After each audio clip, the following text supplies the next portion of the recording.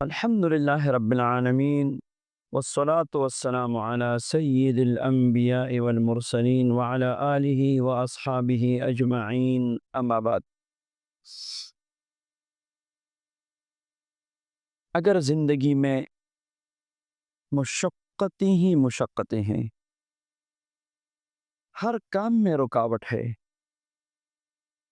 جو بھی آپ کام کرتے ہیں اس میں رکاوٹیں آتی ہیں اور پائے تکمیل تک نہیں پہنچتا۔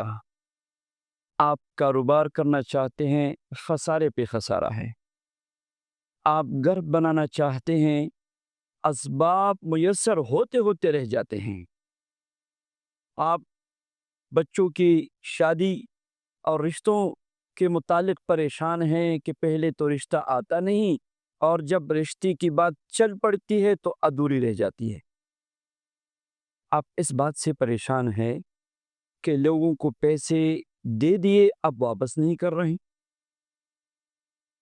اور ہر طرف سے مار کر رہے ہیں اور کوئی راستہ دکھائی نہیں دے رہا۔ کسی نے بندش کی ہے، کسی نے جادو کے ذریعے یہ ساری رکاوٹیں پیدا کی ہیں، یا قدرت کی طرف سے ہیں، یا میرے نصیب میں ایسا لکھا ہے۔ کہاں جاؤں، کیا پڑھوں، کس دعا سے یا کس بندی کی دعا سے اللہ میری یہ مشکل حل فرمائے گا؟ تو ایسے بہت سارے لوگ آتے ہیں ہمارے پاس بھی، اور یہی باتیں دہرائی جاتی ہے، اور واقعی پریشانی ہوتی ہے۔ کوئی اپنی طرف سے تو جھوٹ نہیں بولتا، پریشانی ہوتی ہے۔ اب اس میں صحیح راستہ کیا ہے؟ ہم ان پریشانیوں سے، ان رکاوٹوں سے، ان بندشوں سے، حسد کی وجہ سے بھی بندش ہو جاتی ہے، نظر لگ گئی اس وجہ سے بھی پریشانی آتی ہے، اور اسی طرح مختلف اعمال کی وجہ سے بھی ہو جاتا ہے۔ اب ہم کیا کریں یا اللہ؟ کیسی ہم توبہ کریں کہ ہماری اولاد کی بھی راستے کھل جائے اور قسمت کھل جائے، ہمارا بھی ہر کام سیدھا ہو، اور مٹی کو بھی ہاتھ لگائے تو سونا بن جائے؟ تو آئیے، جنتر منتر، غیر شرعی طریقے اور جادو اور طلسمات اور پتہ نہیں جتنی بھی یہ صفری عملیات ہے، ان کو چھوڑ کے آج میں آپ کو ایک ایسی دعا دیتا ہوں، ایک ایسا وظیفہ، ایک ایسا باکمال عمل جس سے ایمان بھی محفوظ ہوگا، اور جس کے پڑھنے سے اللہ بھی راضی ہوگا، اور جس کے پڑھنے سے آپ کی قسمت بدل جائے گی، قسمت کھل جائے گی۔ آپ اولاد کی طرف سے جو پریشانیاں ہیں، جو رشتوں کی ہے، جو روزگار کی ہے، انشاءاللہ اس مبارک دعا کی برکت سے یہ قسمت بدلنے والی دعا ہے۔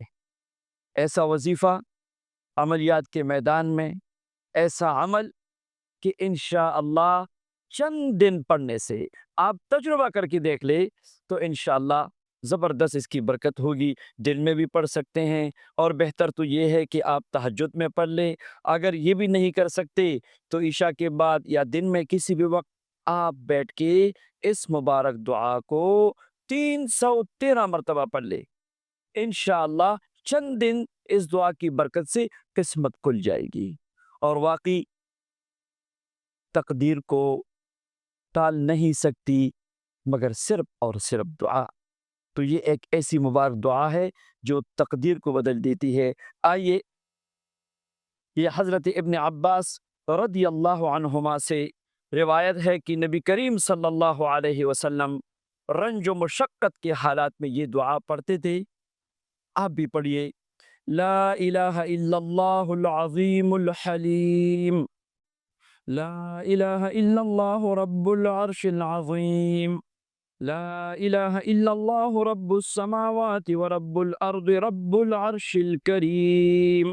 بس اسکرین پہ آپ کو دکھائی جا رہی ہے، بس اس دعا کو نوٹ کیجئے۔ اصحاب بدر کی تعداد 313 ہے۔ اول و آخر درود پاک کے ساتھ آپ پڑھ لیں۔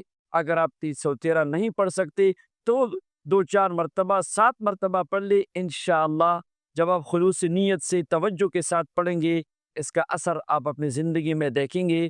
اور 313 بار اگر آپ نے پڑھنا شروع کیا، 7 دن یا 14 دن یا 21 دن، تو انشاءاللہ جو بھی آپ کی پریشانی ہے، انشاءاللہ اس دعا اور اس عمل کی برکت سے قسمت بدل جائے گی۔